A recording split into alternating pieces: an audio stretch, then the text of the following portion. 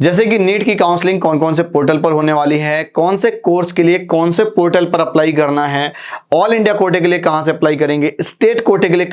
Hello everyone, तो यार बड़ी बेसब्री से इंतजार कर रहे थे सारे नीट के रिजल्ट की। तो यार नीट का रिजल्ट आउट हो चुका है, अब सभी को रैंक मार्क्स सब कुछ पता चल चुका होगा। लेकिन अब नीट के रिजल्ट के बाद क्या करना है उससे रिलेटेड हम लोग बात करने वाले हैं।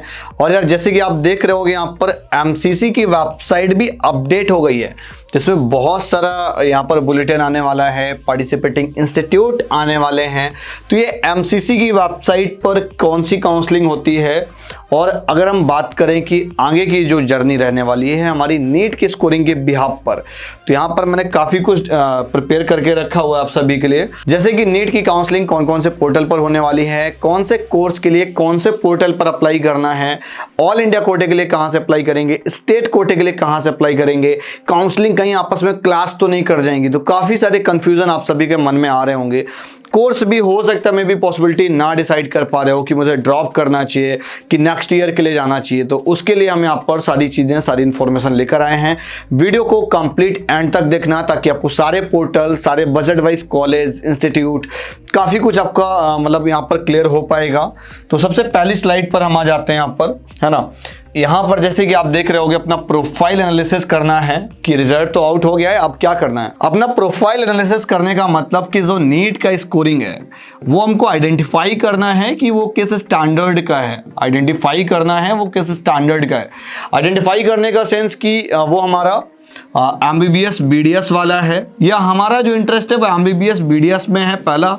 दूसरा, या हमारा इंटरेस्ट आयुष कोर्सेस में है, या हमारा बजट नहीं है प्राइवेट एमबीबीएस या बीडीएस के लिए, तो हम बीएमएस वगैरह के लिए कुछ प्लान करना चाह रहे हैं, अपना गवर्नमेंट प्राइवेट कुछ भी अपने को मिल सकता है। तो जैसे कि अभी आप सभी को पता होगा कि अभी हमने कट ऑफ से रिलेटेड भी काफ़ी सारी वीडियोस बना रखी हैं कि जनरल के लिए 590 के अराउंड जिसका होगा उसको एमबीबीएस वगैरह में कहीं ना कहीं ऑप्शन बन सकता है गवर्नमेंट कॉलेज में।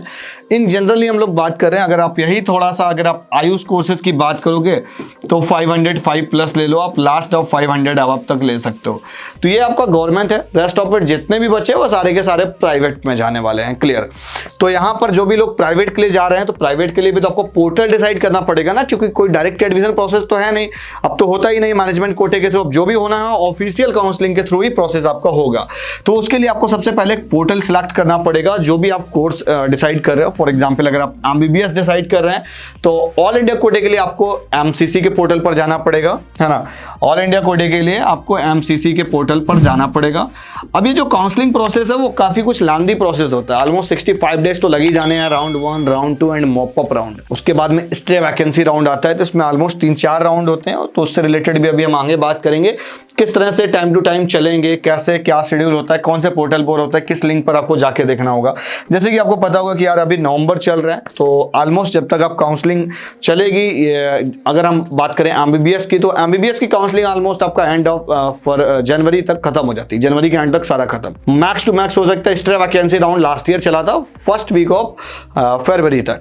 और उसके बाद अगर थोड़ा सा अगर आप आयुष काउंसलिंग की तरफ जाओगे तो ऑल इंडिया काउंसलिंग तो आपका एंड ऑफ फरवरी तक, मतलब फरवरी में खत्म हो गया था। Max to max first week of March, है ना, मैक्स टू मैक्स तो ऑलमोस्ट वो खत्म ही हो जाता है। मार्च में आपका जो मॉप अप राउंड होता है स्टेट लेवल वाला, तो वो चल रहा होता है। काफी जगह एक्सटेंडेड मॉप अप राउंड आता है। जैसे लास्ट ईयर अगर हम बात करें तो यूपी के अंदर एक हमको एक्सटेंडेड मॉप अप राउंड देखने को मिला था यहाँ पे, जो कि आपका 24 से 28 मार्च के बीच में हुआ था। ये सेकंड मॉप अप राउंड आपको नोटिफिकेशन दिख रहा होगा। लेकिन अभी हम लोग थोड़ा सा इस डेटा पे और बात करेंगे कि किस तरह से मूविंग होता है। तो यार ऑल इंडिया कोटे का जो होता है 15% का, पहला आप एमसीसी के थ्रू अगर आप एमबीबीएस बीडीएस के लिए करना चाह रहे हो। दूसरा, अगर आप आयुष कोर्सेज की काउंसलिंग करना चाह रहे हो तो आपको AACCC में जाना होगा, AACCC.gov.in। तो इस ऑफिशियल वेबसाइट का भी लिंक आपको डिस्क्रिप्शन पर मिल जाएगा। अभी हम आपको दिखाएंगे भी वेबसाइट को। अब जो 85% काउंसलिंग होती है स्टेट कोटे की, अब स्टेट कोटे की काउंसलिंग के लिए आपको स्टेट अथॉरिटी को अप्रोच करना पड़ेगा। वो आपकी एमबीबीएस और बीडीएस की काउंसलिंग हो, ठीक है ना, या आपका आयुष कोर्सेज की काउंसलिंग हो। अब आयुष कोर्सेज में आपके कौन कौन से आ जाते हैं वो मैं आपको बता देता हूं। आयुष में आपका बीएमएस आ जाएगा, ठीक है, बीएचएमएस आ जाएगा, और आपका बीयूएमएस आ जाएगा, और बीएनवाईएस हो गया, और भी एक कोर्स और भी आता है सीधा वाला, है ना, तो वो भी कोर्स इसी के अंडर में आ जाता है। तो अब स्टेट कोटे के लिए आपको स्टेट वाला पोर्टल के लिए अप्रोच करना पड़ेगा कि लिस्टिंग हम पूरी कंप्लीट दे देंगे, फ्री गाइडेंस फॉर्म फिल कर दीजिएगा, तो उसमें आपको ईमेल आ जाएगा हर एक स्टेट कोटे अथॉरिटी का, आयुष की भी लिंक और एमबीबीएस बीडीएस वाले भी लिंक, और ऑल इंडिया कोटे का मैंने बता ही दिया आपको। तो अगर आप यहाँ पर देखोगे ऑल इंडिया कोटे का थोड़ा सा टाइम और शेड्यूल की हम बात करने वाले हैं कि कुछ क्लासेस तो नहीं आएंगे, थोड़ा सा यार पेशेंस रखना पड़ता है जब हमारी काउंसलिंग चल रही होती है, और सारा का सारा खेल अलॉटमेंट में भी काउंसलिंग का ही होता है। और मैं बोलूंगा जितना ज्यादा आप एक्टिव हो सकते हो, जितना ज्यादा आपको अलर्ट या अपडेट मिल सकते हो, उतना ज्यादा आपको रहना होगा। और कुछ पोर्टल से वेबसाइट, जिस पोर्टल या वेबसाइट पर आप अपनी काउंसलिंग कर रहे हो उस पर आपको अपडेटेड रहना पड़ेगा टाइम टू टाइम, उसको लेकर थोड़ी सी चिंता आपको जरूर सताएगी मैं बोलूंगा। अब स्टेट कोटे के लिए अगर एमबीबीएस और बीडीएस की बात करें तो यूपी में जैसे upneet.gov.in में कंडक्ट होती है, और EECC मैंने आपको बता दिया कि आयुष काउंसलिंग होगी। बीएमएस में अगर हमको गवर्नमेंट कॉलेज चाहिए तो हमको यहाँ पर पार्टिसिपेट करना पड़ेगा। अब पार्टिसिपेटिंग इंस्टीट्यूट इसके अंदर के कौन कौन होंगे इस पे मैं एक कंप्लीट वीडियो बना चुका हूँ, तो उसको जाकर आप जरूर देख लीजिएगा। और उसके बाद में स्टेट कोटे का आपको पता होगा, और ऑल इंडिया देखो इस पे भी पूरा एक वीडियो बन चुका है और एक इस पे भी पूरा वीडियो बन चुका है। अब स्टेट अथॉरिटी पर जितने भी स्टेट्स हैं, जैसे कि आपका यूपी हो गया, एमपी हो गया, हरियाणा हो गया, राजस्थान हो गया, और आपका कर्नाटका हो गया। अभी रिसेंट में मैंने काफी सारे वीडियोस बनाए थे, उन सब की आपको लिस्टिंग और वीडियोस की लिंक आपको डिस्क्रिप्शन पर मिल जाएंगे। अब यार स्टेट कोटे का जैसे जैसे स्टार्ट होगा आयुष में एडमिशन, तो उस पर भी आपको हम आगे वीडियोस प्रोवाइड करेंगे। तो इस पे आपको रजिस्ट्रेशन करना पड़ता है, इस पे पूरा कंप्लीट प्रोसेस बना रखा है। अभी सिर्फ हम यहाँ पर टाइम ड्यूरेशन की बात करेंगे और राउंड्स की बात करने वाले हैं। राउंड 1 में अगर आप बात करोगे तो 10 to 15 नवंबर के बीच में आपका रजिस्ट्रेशन हो जाएगा ऑलमोस्ट। और जो इसकी मतलब एक कंप्लीट अगर हम बात करें कि एक राउंड 1 की अलॉटमेंट हमारी नवंबर के अंदर अंदर आ जाएगी, एक हमारा प्रोसेस यहाँ पे हो जाएगा। उसके बाद में राउंड 1 के बाद हमारा राउंड 2 होता है। तो राउंड 2 में काफी लोग फ्लोट करते हैं, अपग्रेड करते हैं, जिसको हम बोलते हैं नेक्स्ट राउंड में जाते हैं, और यहाँ पर फिर हमको कुछ अलॉटमेंट मिलती है या जो भी हमको सीट मिलना होता है मिल जाता है। तो राउंड 2 में हमको जो भी यहाँ पर सीट मिलनी होती है वो हमको मिल जाती है, और उसको हम ऑप्ट करते हैं या विड्रॉ कर जाते हैं, या हम सीट नहीं लेते हैं, एक्सेप्ट नहीं करते हैं। उसके बाद में मॉपअप राउंड होता है। अब ये इसके लिए पूरा आप जनवरी मान लो, बीच में इधर राउंड 1 का भी स्टार्टिंग हो जाएगा एंड ऑफ नवंबर जब आपका राउंड 1 का यहाँ पर चॉइस फिलिंग चल रहा होगा, या हो सकता है आपकी रिजल्ट वगैरह की एमसीसी वाले के अलॉटमेंट आ गई हो, या आप हो सकता है राउंड 2 के लिए फ्लोट कर रहे हो, तब यहाँ पर राउंड 1 का रजिस्ट्रेशन स्टार्ट हो जाता है। इधर का राउंड 2 और इधर का राउंड 1 एकदम पैरेलली पूरा कंप्लीट करता प्रोसेस, और इधर का थोड़ा सा जो राउंड 2 होता है काफी बार वेटिंग पे रहता है। तो इधर का राउंड 1 जल्दी से मतलब खत्म हो जाता है। आप ऐसे समझ लो, इधर जैसे इधर आपका रजिस्ट्रेशन वगैरह चल रहा होगा, है ना, तो देन यहाँ इस वाले का स्टेट कोटे की मैं बात कर रहा हूँ, इधर का रिजल्ट आया, देन इधर का राउंड 1 का रजिस्ट्रेशन कंप्लीट हो जाता है ना। तो हमको इधर बैकअप में एक रजिस्ट्रेशन करके रखना पड़ता है, या हो सकता है 1-2 दिन का बीच में टाइम भी मिल जाता है हमको ऑलमोस्ट, ऐसा नहीं होता है कि जल्दी से बंद हो गया। उसके बाद में रजिस्ट्रेशन हुआ तो देन इधर फिर राउंड 2 का हमारा ऑलरेडी मूविंग होता ही है, ये काफी लंबा खिंचता है। तो इधर जब राउंड 2 चल रहा होता है तो इधर राउंड 2 इनका ऑलमोस्ट कुछ डेज के मतलब गैप में खत्म होता है, ताकि जो इधर इसका जो है मॉपअप राउंड होगा इसके बाद में ये वाला, तो इधर की जो राउंड 2 की वैकेंसीज होंगी, जो 15% स्टेट कोटे की सीट्स होती हैं, अगर कोई सीट वैकेंट रह गई है तो वो फिर हमारे स्टेट कोटे के मॉपअप अथॉरिटी जो होती है, जो मॉपअप राउंड कंडक्ट करा रही होती है, जो भी स्टेट कोटे की हमारी गवर्न अथॉरिटी होती है, वहां पर हमारी सीट ट्रांसफर कर दी जाती है, और फिर इधर स्टे वैकेंसी चल रहा होता है और इधर का मॉपअप चल रहा होता है। इस तरह से ऑल्टरनेट चलता रहता है। कभी भी क्लासेस नहीं आते हैं, और बीच में अगर आएगा भी काफी बार शेड्यूल क्लास कर जाता है, तो उसके बीच में कुछ ना कुछ नोटिफिकेशन जरूर देंगे। तो उसके लिए हमको थोड़ा सा संशोधन का वेट करना पड़ता है कि कब अनाउंसमेंट आए।